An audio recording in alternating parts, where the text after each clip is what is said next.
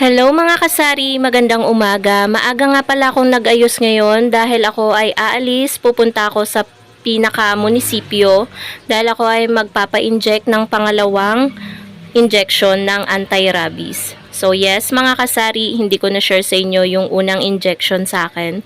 Pero ngayon, ito, isi-share ko na sa inyo. Ayan, nag-aabang lang ako dito ng jeep. Kaso medyo matagal dumating. At eto nga pala yung itsura ng aming lugar. Sobrang presko pa, pero mainit na rin kapag tanghali. Ayan yung o-orderin natin. Naglabas tayo ng case para alam ng ahente natin na tayo ay mag-o-order. Ang dami pang puno guys dito sa aming lugar.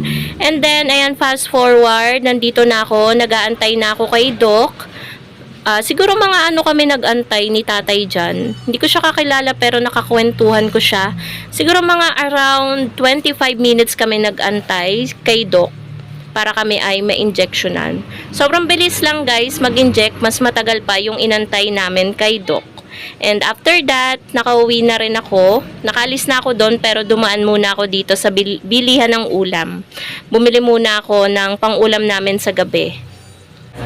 Hello mga kasari! Welcome back to my YouTube channel. So ngayon po ay araw ng Monday at kakauwi ko lang po mga kasari. Umalis po ako kanina na sobrang aga pa yon.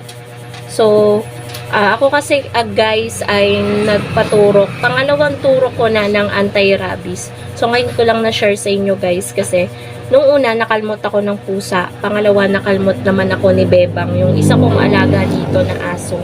So, kaya nating magpaturok guys para alam nyo na masigurado natin yung ano natin kasi may hirap na ang rabies ngayon.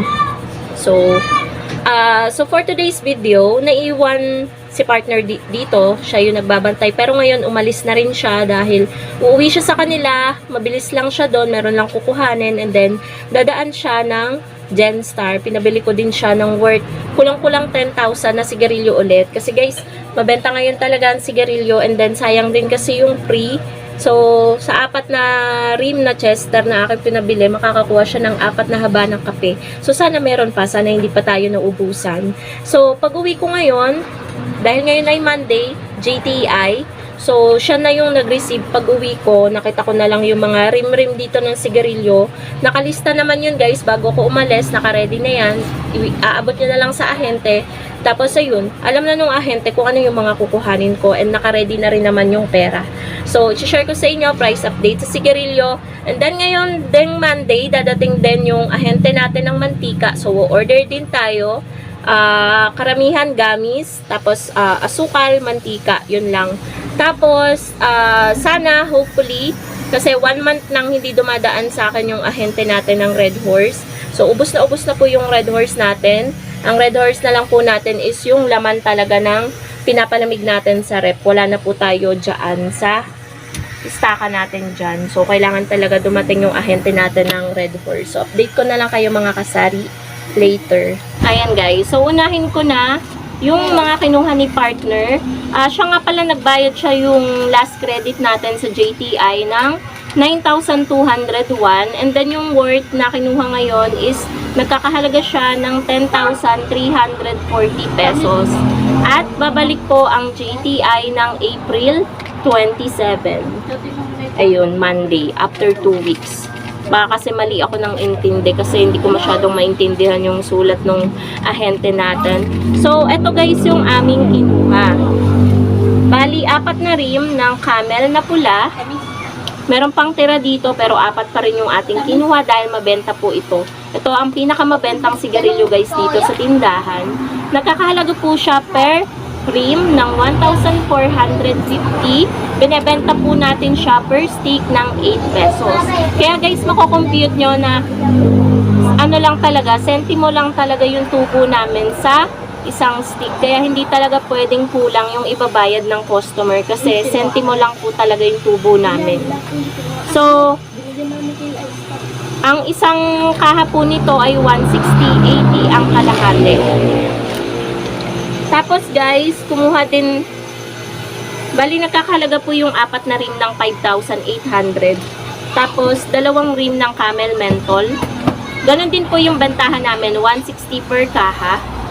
80 kalahati, 8 pesos per stick. Bali, nakakalaga po yung isang rim ng 1,450 din. So, 2,900 po yung dalawang rim.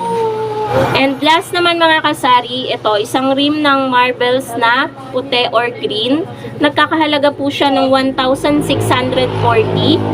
Ang bentahan po namin nito ay 9 pesos per stick, same sa Mighty. Hindi nga lang po kami kumuha ngayon ng Mighty tsaka Winston Red kasi marami pa po dito. And konti lang po yung bumibili nun dito sa sari-sari store. So, ayun po. Bali, yun nga po yung bentahan natin and updated na presyo sa ating ahente. A total of 10,340. So, antayin na lang po natin mga kasari. Walang promo na nakuha dito. Yan, wala nga yung discount. Tapos na siguro. So, ayun po mga kasari, update ko na lang kayo kapag dumating na yung ahente natin ng mantika or yung ahente natin ng alak. Sana guys, dumating yung ahente natin ng alak kasi kailangan talaga dumating siya ngayon. So, dumating na rin po mga kasari yung ahente po natin ng mantika at sobrang konti lang po nung aking kinuha. Umabot lang po siya ng 1,166. Bali, isang dosena po ng mantika na nagkakahalaga ng 370. Ang isang dosena guys, pataas ang pataas ang mantika. Buti ngayon hindi nagtaas, pero hindi natin alam baka pagbalik nila mga 380 na or 390. Tapos kumuha din po ako ng asukal, 2 kilong wash, pandagdag dahil meron pa naman ako dito. And then yung brown, 1 kilo. So, ang puhunan po ng brown is 70 pesos. Yan, hindi ko po siya binibenta, panggamit po namin sa paggawa ng sauce ng fishball at kikiam. Tapos, yung wash po, yun po yung binibenta namin ng 24 pesos kada 1/4. So, 68 po yung puhunan ng, ng 1 kilo. So, ayun po. Yan po yung presyo ng asukal. And then, the rest, pastillas, naisalin ko na po kasi sa mga lalagyanan ko. Ayan, ito po kasi yung mga lalagyanan ko, nasalin ko na. So, ang puna ng pastillas, 50 pieces, 40 pesos. So, may 10 pesos po tayo. And then, mga gamis, mga siyam na tab yung aking kinuha. Bali, nagkakahalaga po siya ng 450 kasi kada tab, 50 pesos. 60 pieces ang laman. So, ayan po. Nasalin ko na po talaga lahat sa aking lalagyanan. So, pakita ko na lang sa inyo guys, isa-isa. So, ito po siya. May orange. Meron pong bago. Cola. Banana. Pinagsasandalan nga nitong cellphone ko eh. Ito yung teeth. Ito may bago. Parang bomba. Tapos yung... Basta guys, ito. Flip ko na lang yung camera. So, ito po yung itsura ng lalagyanan natin ng gummy. Secure na secure po siya na hindi lalanggamin. So, yan. Binili ko po yan sa Mr. DIY sa Premier. Premier nga sa Silang. So, ayan po. Yan po yung mga kinuha natin. Kasi ngayon lang po sila nagkaroon ng stocks na madami. Kasi nung Wednesday lang sila nakapunta ng Divisoria. So, sa Divisoria pala nila ito binibili. So, ito pa yung iba. Tapos, kumuha rin ako guys ng crinkles, ayan, to, 2. Ganon din puhunan niya, 50 pesos. Tapos, ito yung mantika. So, yun lang mga kasari. And, hindi ko alam kung dadating yung ahente natin ng alak. So, kapag hindi na pasama dito sa ating video, so, hindi po siya dumating. So, yun lang po, mga kasari, yan po yung updated na presyo ng sigarilyo at mga ilang paninda na nakuha po natin sa Ang bentahan ko na po pala ng mantika. Ang bentahan ko na po pala ng mantika is 40 pesos na po. Kada isang bote po na ganito. Yan, 40 pesos na po. So, yun lang naman mga kasari ang ating vlog for today. Thank you so much for watching and happy selling po sa inyong lahat. Bye guys!